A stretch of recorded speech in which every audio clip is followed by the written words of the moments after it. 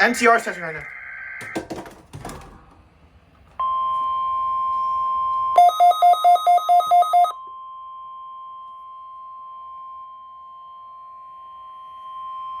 This is a test of the NOAA weather radio warning alarm and EAS signal.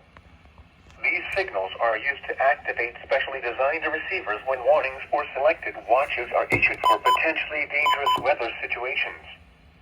Tests of these receivers are normally conducted each Wednesday between the hours of 11 a.m. and 12 noon.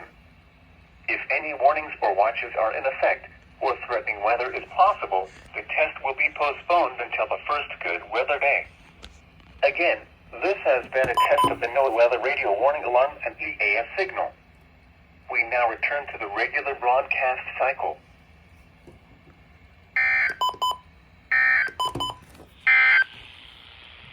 These are the 11 a.m. Pacific Standard